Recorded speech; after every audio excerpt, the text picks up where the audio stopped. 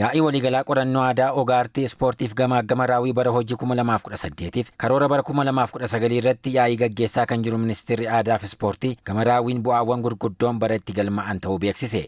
Ministeera Aadaa fi Ispoortii Aadde Shawit Shaankaa ayyaanonni uummataa fi biyyoolessaa hedduun jaalalaa fi tokkummaa obbolummaan bara itti raawwatamedha jedhani. ከባህል ዘርፍ አንፃር እንደ ዋና ስኬት የምንወስደው Gamadame aadaan ayyaanni jijjiirraa bara haaraa sabootaa fi sablammoota uummattoota Itoophiyaa 47 ayyaanonni biyyoolessaa 5 karaa tokkummaa fi walooma uummattootaa mirkaneesseen jaalalaa fi tasgabbii addaan bara itti kabajamedha. Ayyaanota kunneen irratti uummanni miiliyoona 46 ol addabaabayitti bahuun bifa miidhagaan kabajaniiru. Biyya sabdaneessummaan keessatti mirkanaa'ee fi seenessa waloo akka uumuuf hojiin ajaa'ibaa kan itti raawwatamedha.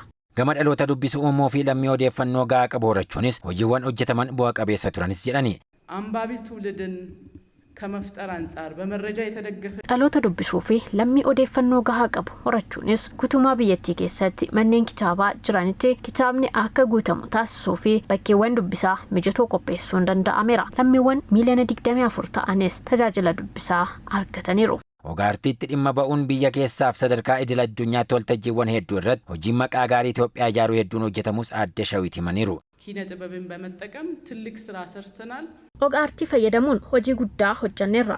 Garee Kin Itoophiyaa jedhamuun aadaa fi duudhaa Itoophiyaa waltajjiiwwan addunyaa garaagaraa 15 irratti dilbii aadaa fi ogaartii Itoophiyaa agarsiisuun bara itti milkoofnedha. Imaammata bulchiinsaaf misooma ispoortii Itoophiyaa fooyyessuuf haarawatti dabaluunis yeroo jalqabaaf mana maree bakka bu'oota uummataatti dhiyaate akka raggaasifamu taasifameeras jedhani. ኢትዮጵያ ለመጀመሪያ ጊዜ Itoophiyaatti yeroo jalqabaatiif imaammata misoomaa fi bulchiinsa ispoortii ture keessa deebiin fooyyessuu fi haarawaa itti dabaluun sirnaan akka hoogganamuu fi bu'aa qabatamaa argamsiisuu danda'uuf mana maree bakka bu'oota uummataatti dhiheessuun akka ragga'u bara itti taasifamedha.